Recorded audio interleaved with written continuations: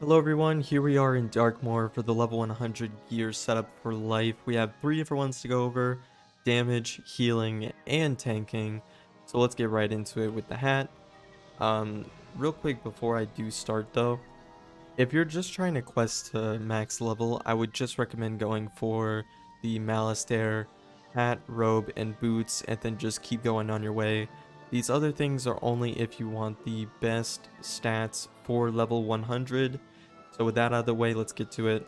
The Malistaire hat, I would actually change to the Carcopatra one. You'd get more damage, crit, you lose a little bit of pip chance, and pierce, but that's really not necessary since you're already going to have over 100 pip anyways.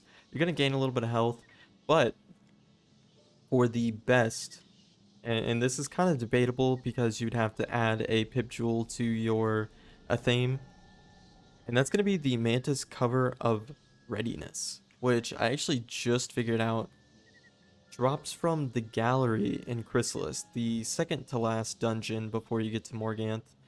And I mean, just look at these stats. You get 20 damage, which is a +3. You get 3 pierce, which is the same from the Crocopatra one. You are going to be losing 5 resist, but you gain block. You lose crit, but you also gain accuracy. So I would technically say this is the best. We're going to have to switch a few things around, but I would go for this if you're going to be going for the best stats. Moving on to the robe, we can actually compare these two, because you can go for the Malistaire one or you can go for the Rattlebones one. And I mean, just look at this. You get more accuracy with Malistaire, you get more pip with Malistaire, you get more health with the Bone Smasher, you get more resist with Bone Smasher, and you get 1 extra crit. So this one's really up to you. It's, if you want more accuracy and pip, go with the Malistaire robe, and actually if you're going to go with the Mantis hat, go with the Malistaire robe so you have more pip chance. Moving on to the boots, this one is also a little debatable. We can actually show the robe for the Chrysalis one. Here it is. You're not really gaining much. You're gaining 1 damage. You're losing a lot of accuracy, so I wouldn't really, if you're going to go for any of these, I would recommend the hat. For the boots, I would say it's no question that the Malistaire boots are actually the best. We can compare it to the gallery boots, but I mean, you're not gaining any damage. The only thing that you're actually gaining is going to be crit. Um, so would I really recommend that? Probably not. You can go for this if you want. It's really hard to farm for this though. There's barely ever anyone actually trying to farm for it, so you're really going to be waiting for a while, and I don't realistically think it's worth it. Especially when you can buy the pack and it's 600 crowns. Definitely would not recommend that. But for the boots, I would say the Malistaire boots is the best. Moving on to the wand, this is the best wand I have ever seen, I swear. I mean, it's like if the Skyrim Hosta and the Malistaire staff merged into one, you would get the Sword and Shield of Vigor. 69 block, 12 fire damage, you're not really going to be too concerned about that. 4 life pierce, 100 life crit, and 14 life damage. And you can farm for this. This isn't a crown option. You can farm for it. So realistically, with these farms, they updated Chrysalis to where you cannot get these if you've completed the Defender of Land and Sky in Polaris. So if you're a max level, you cannot come back and try and farm for these. You have to have not completed that. So it really sucks that they did that, and I don't really like it, but I know why they did it, and it's because it's a part of a pack. I'm guessing as soon as you finish Chrysalis, you get access to this pack, which has the Sword and Shield of Vigor. It has the boots. It has the armor and the hat, as well as the Morganth ring, amulet, all that stuff. So that's why it's like that. But I really don't agree with it. So definitely, if you have a character that is about to get to level 100, and you have a character that has not completed Defender of Land and Sky, then definitely try and farm for this as fast as possible before you level up your character anymore, because I mean, just look how insane that is. Moving on to the Athame. This one kind of hurts because I farmed for it for so long and I never got it. The actual best will be to go with the Spirit of Darkmoor's Thorn, which is dropped from the first boss in the graveyard, the final dungeon of Darkmoor. Yeah, no brainer. You're gonna get extra damage, block. Pip chance actually goes down, but you do increase your health. So yes, definitely go for this. It also has more jewel slots. You can put in 2 pierce jewels, a health jewel, and then also the pip jewel or accuracy jewel if you just go for all Malistaire gear, just in case you get mantled. But yes, there is one actual thing that they changed, which I'm very, very upset about. They changed the Morganth amulets to be insanely bad. They only give like 9 life damage. They do not give outgoing healing. So definitely do not farm for that thinking that you're going to get the old one. If you somehow have the old life Morganth Athame, use it because you're going to get extra damage. Well, it's just 1 extra damage, and then you're also going to get extra outgoing, which you can use for the healing set, which we'll get into a little bit later. For the amulet, Spirit of Darkmoor's Jewel. This one drops from the first Shane that you fight in Darkmoor. I got really lucky, got in the first one. But yeah, 4 pierce and 35 crit. If you have the old Morganth amulet also, you can use that, or Divine. One or the other, you can go for both of those. Onto the ring. This one is a toss-up between 2 of them. Alpha and Omega, and then the Morganth ring, which they updated. You're going to be losing 2 damage, but you're going to gain crit. And that's this one right here. You gain 56 crit, you gain block, and you lose 2 damage, but you also gain 4 power pip chance. So this one I would actually really recommend, but it's one of those ones that you don't have to go for. If you go for the Mantis hat, I would say to go for this though. You get 4 extra pip chance, so maybe you can kind of finagle it to where you don't have to socket a jewel. Onto the pet. It's about now that you want to transition out of the triple double and into the quint.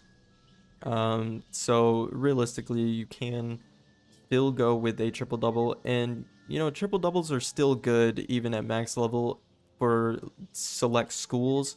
If you're a storm or a fire, I wouldn't really recommend going with a triple double. I would go for a quint.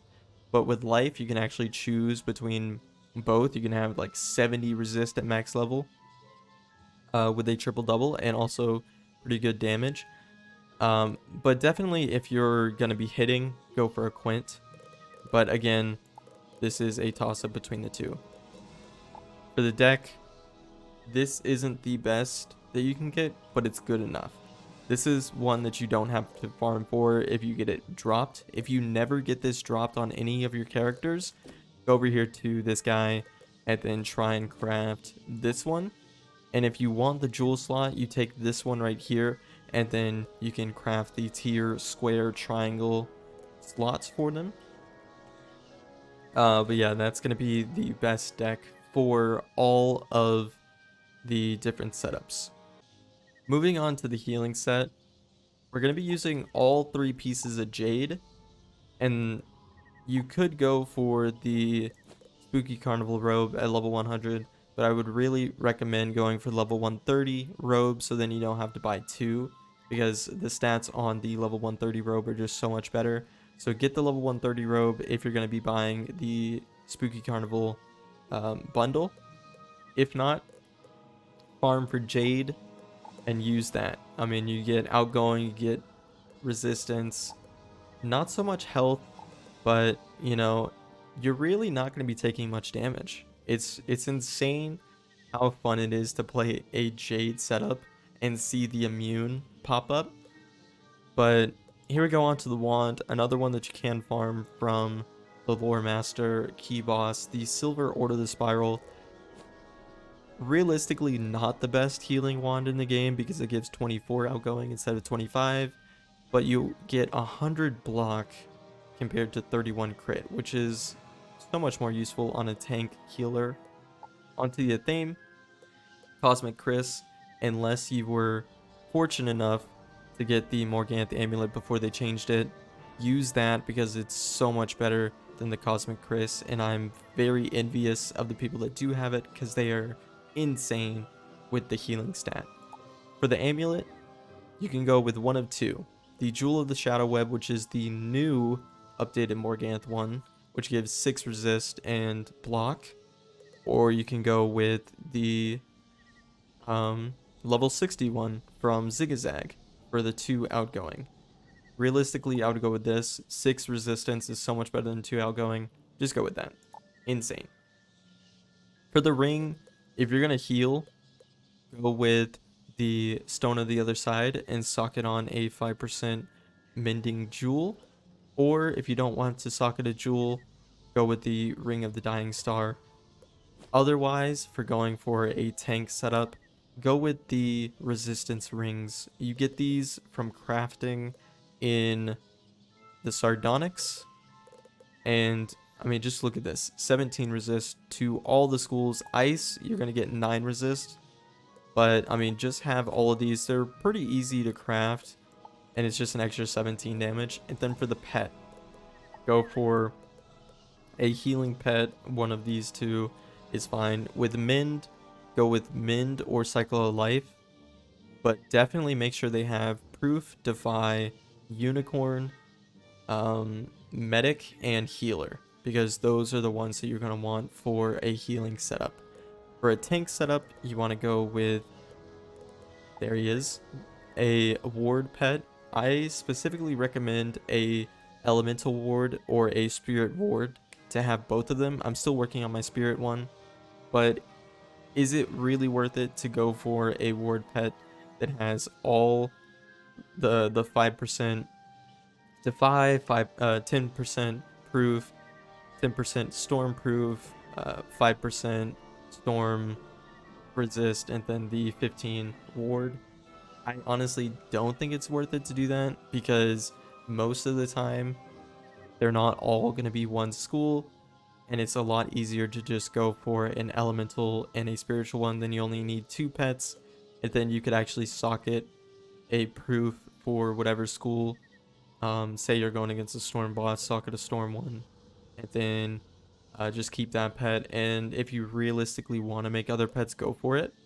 But on one of them, socket a balance one, or even on both. So then you get 2 that have balance just in case you're going against majority spiritual or majority elemental.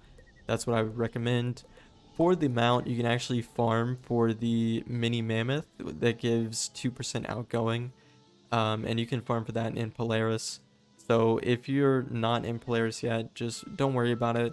Just get there. You can farm for it. The key boss, I think it's actually, it might not even be a key boss. Just look it up on the wiki. I'm not exactly sure where it is. And then for the deck, you're going to be using the same deck. So for the stats, I mean, just look at that. You're immune to storm. You're basically immune to the elemental ones, and then 83 resist to everything else. And then this is the in and outgoing. But then we can move to our healing pet and then our healing ring. We'll just go with this one for now since I don't have a jewel. And then you're going to be pushing over 100 outgoing with the same 83 resist. Insane. And then block is going to be 250. Not as insane for crit, but if you do have the crafted one, I think you get 18. And you're also going to get more health. But with 5,000 health, I rarely ever lose 1,000 health just because of my resist stat. And then let me actually go back to the damage set. And boom, look at these stats. 130 life damage. Insane. I remember back whenever Darkmoor first came out, I think lives had around just over 100. And this is just crazy. And then 36 resist having a quint damage pet. We are not fizzing, which is great for life because the amount of times that I fizz on my life is actually way more than any other school, and it's crazy. 361 crit, 219 across the board for block, 15 pierce, that's without pierce jewels. Incoming, outgoing doesn't really matter. And then 105 power pips. So if you do go with the Mantis hat, you're going to be having, let's see, you're going to have, I think, one more damage if you have the Morganth ring. If not, and you have a power pip jewel, you're going to have 3 more damage than this. Actually 4 if you have the Spirit of Darkmoor's Thorn. But anyways, that is the best level 100 gear for life. All 3 setups. Thanks for watching this one. If you have any other suggestions, leave them in the comments. Thanks for watching, and I'll see you at level 130.